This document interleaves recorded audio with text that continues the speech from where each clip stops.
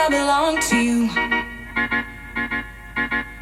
I belong to you.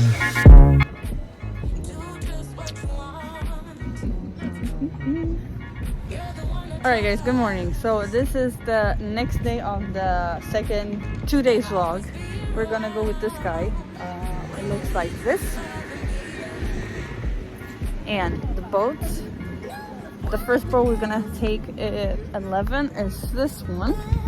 And it's gonna be around, if I understood it correctly, it's like 50 minutes. We're gonna go a round trip with it. We're gonna go in the canal. We're gonna go in the port. And we're gonna see some different things on the way. So here we already reserved. We already scanned our the app and in 10 minutes we have to come back to wait to get on the small boat. It's called Paddan. Paddan Sightseeing. And now we're just gonna go around a little bit and be back in 10 minutes, and then you're gonna see the whole, the whole trip. We're gonna go together.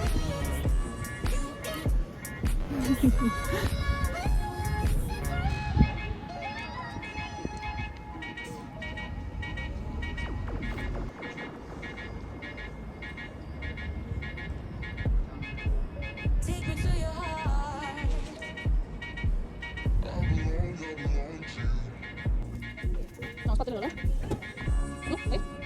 Take me to your soul.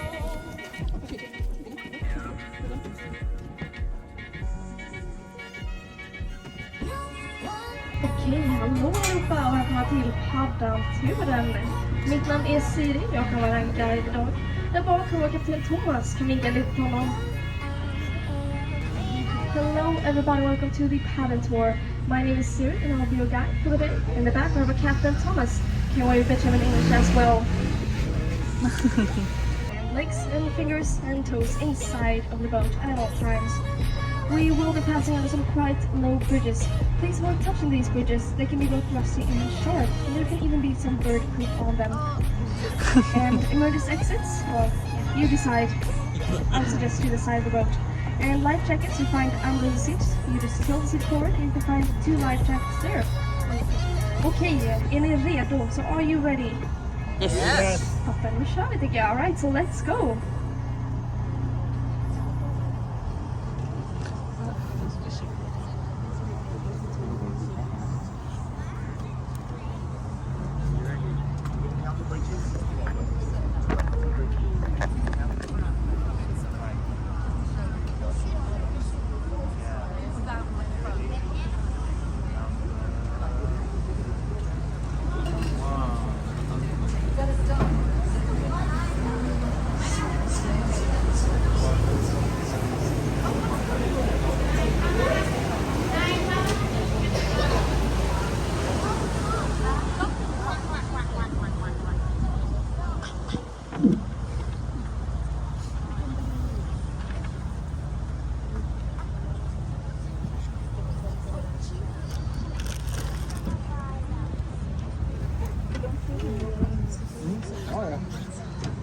Så jag tänker att det börjar lite med historia bakom den King Gustav II Adolf.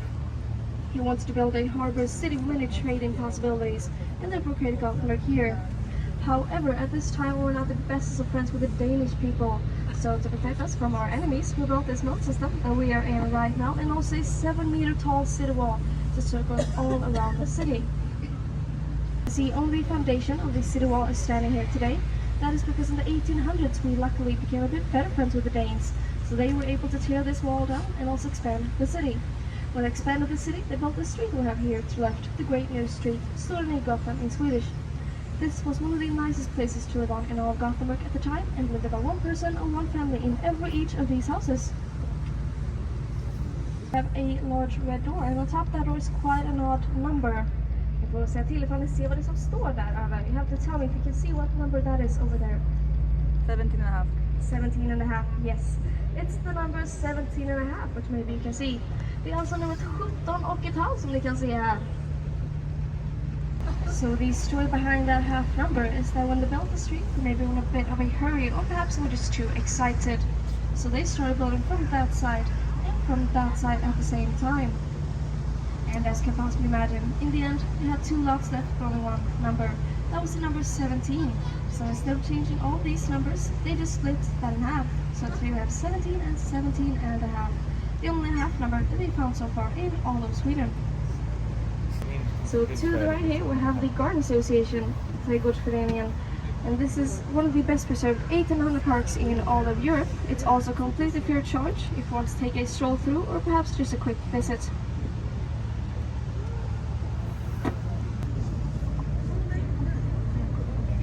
Alldeles strax åker vi under Slussbron. Det är den tajtaste bron på hela turen. Så håll gärna hem. So very soon we're going under the gate lock bridge, which is the tightest bridge of the whole tour. So please keep all hands and arms inside of the boat. Detta är också den enda 90-grads svängen som gör det hela turen. Så det är en väldigt svår sväng, så vi låter kaptenen göra sitt. It is also a 90 degrees turn. It's the hardest turn there during the whole tour, so we'll let the captain do his work. Men efter turen, eller efter slussen, efter slussbron så har vi då slussen till höger som vi kan se på alldeles strax. After the gate lock bridge we'll also have the gate lock to the right, which we'll see in just a second.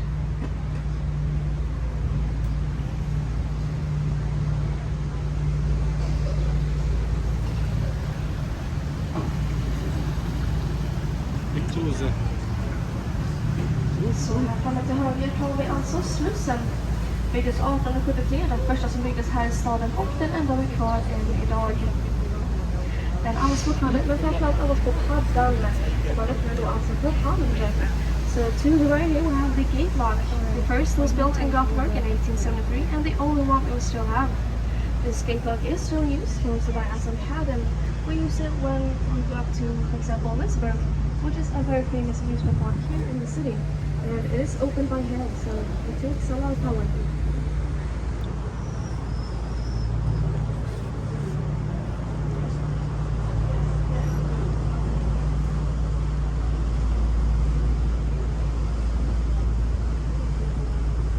Och här till höger så har vi då Centralstationen och Drottningtorget.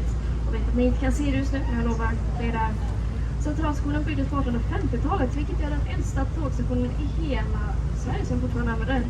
So to the right here we have the Central Station and the Queen's Square, and the Central Station was built in the 1850s, which makes it the oldest train station in all of Sweden that we still use. Här kan man också åka på en spårvagn och åka vart man vill i hela Göteborg. Here you can also get on one of these trams and get all over Gothenburg wherever you want.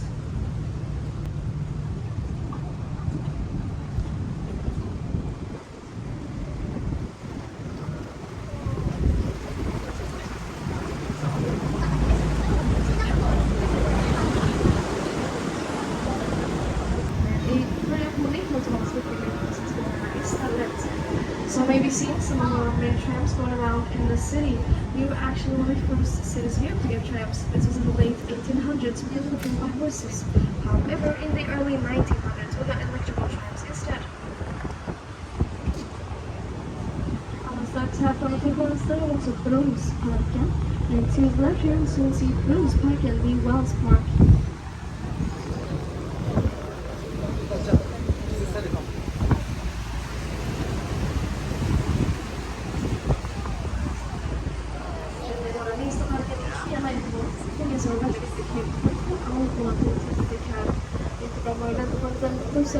Inte lika bra när vi tar en picknick kanske. So the Wells Park is the smallest park in all of Gothenburg, and it functions as a very important center for all the public transport in the city. Great to wait for a bus or tram, maybe not so great to enjoy a picnic. Här uppe till vänster har vi också första kvinnans tyngdstaden picnic i Johanna. Up here to left we also have the first female statue that Gothenburg got. So this was just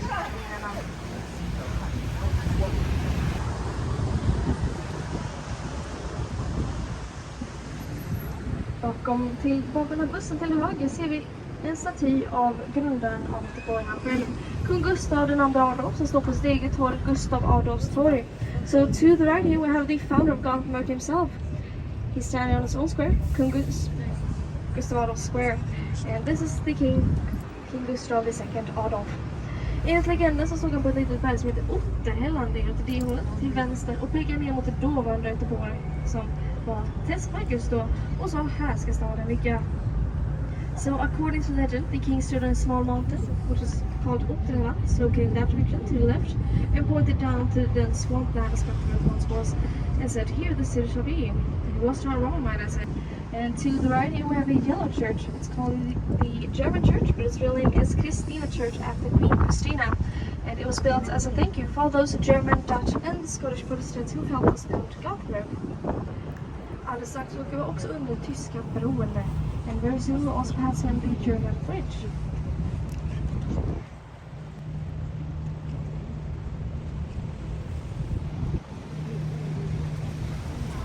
So the German church was built in the middle of the 1600s. However, this version today is from the middle of the 1700s because it was quite common with city fires at that time, and therefore this church was burnt down a few times, 3 to be exact, but also rebuilt as you can see. Gothenburg after the tour. This was once the office building for the Swedish East Indian Trading Company. It was a very successful trading company that started in the 1730s. Det är faktiskt fortfarande det mest framgångsrika företaget som Sverige har kommit med. Fortfarande större än IKEA och Spotify. And the Swedish East Indian Trading Company is still the most successful company that Sweden has ever created. Still bigger than IKEA and Spotify.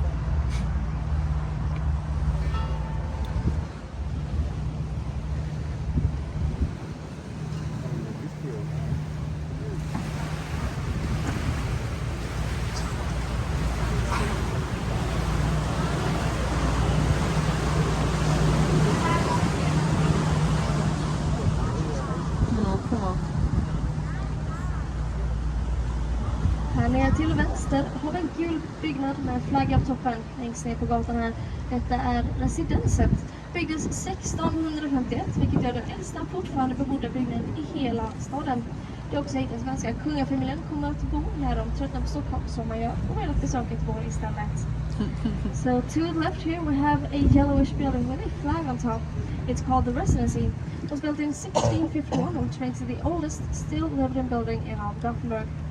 This is also where the Swedish royal family come live when they get tired of Stockholm, as one does, and decides to visit Gothenburg instead. However, then it's a Swedish flag on top instead. So very soon we're passing under the 2 lowest bridges of the tour, so please watch your head, so please avoid touching the bridges as well. Den andra bron, den gröna bron, har ett ganska roligt namn. Det finns en ledtråd till den här bron heter. Och den ledtråden sitter då i taket till vänster på den andra bron.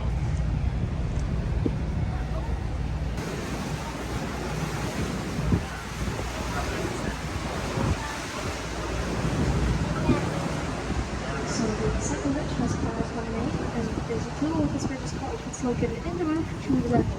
So if possible, look up on the roof to the left on this next bridge.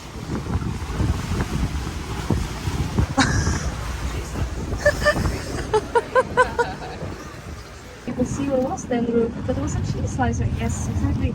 That's because this bridge is called the cheese slicer, because if you don't duck in time, a piece of your head will be sliced off, just like a block of cheese.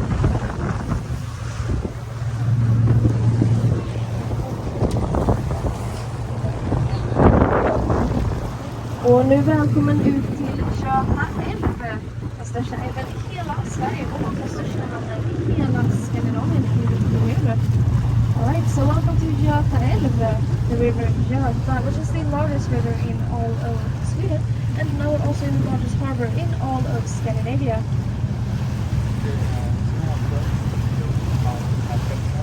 Här framme till höger har vi ett par båtar som ligger, både civila och militära båtar. Detta är en del av flytande museet Maritim Ansvar, ett av de största flytande museerna i hela världen. So from us to the right here we have a collection of unique both civilian and military boats. This is a part of the floating museum called the Maritime, which is one of the largest floating museums in all of the world. Det går att få ombord alla dessa båtar, det finns även en ubåt bland dem. And it is possible to board all these boats, there is even a submarine amongst them.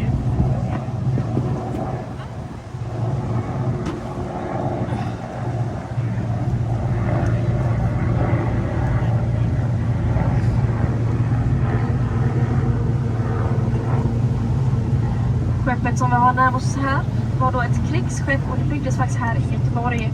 Och det har det väldigt skräckenjagande namnet Jagaren Småland. Det var nämligen så att vi hade en amerikansk president som besökte oss en gång. Han hette George Bush. Och han såg då detta skeppet och han blev lite för rädd helt enkelt. Så han fick alla dessa missiler att bytas mot plast. Så nu behöver vi inte oroa oss för det längre. So this ship closest to us here, it was built here in Gothenburg and it was once a warship.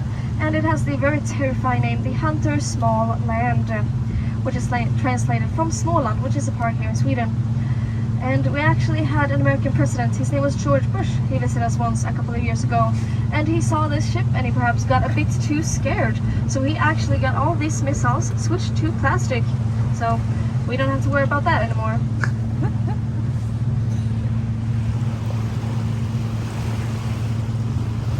Till höger har vi också Marieholm som är en del av Marieholm-museet. Och bakom Marieholm så har vi då en stor orange byggnad. Detta är Göteborgs operahus. Byggdes 1994 och här kan man kolla allt från dans, musikaler, konserter och opera såklart. Och när det byggdes så ville de att det skulle passa in här i hamnen. Så det ska därför se ut som på före på ett skepp. Men det kan vi inte riktigt se förrän vi vänder om senare och jag skulle helt ärligt, man kan knappt se det då heller. So to the right here we have a large orange building. This is Gothenburg's Opera House. It was built in 1994 and here you can enjoy everything from dance to musicals to concerts and opera of course. And when they built it they wanted to fit into the rest of the harbor, so it's therefore supposed to look like the front of a ship. But we cannot see this until we're turning around later on, and to be honest we can barely see it then either. Rakt framåt här har vi också en stor rödvit byggnad. Detta är läppstiftet. Läppstiftet byggdes 1989 och skulle finnas med ett landmärke här i hamnen. Så medan Paris fick Eiffeltornet och London fick Big Ben, ja, då fick vi läppstiftet. Men trots detta har det vunnit många priser. Framförallt som Sveriges fulaste byggnad. Och det priset har inte vunnit bara en eller två gånger nej, utan hela 7 gånger. Så grattis Göteborg, vi är väldigt stolta. So in front of us here we also have this very large red and white building.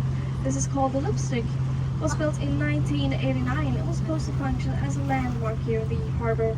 So while Paris got the Eiffel Tower and London got Big Ben, we got, well, the Lipstick.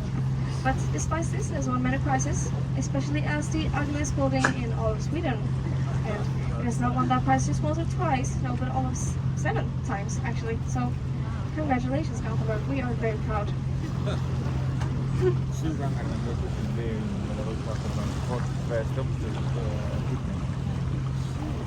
Så är det svårt att missa den väldigt vackra skutan här till höger. It's also quite difficult to miss this very gorgeous ship here to the right.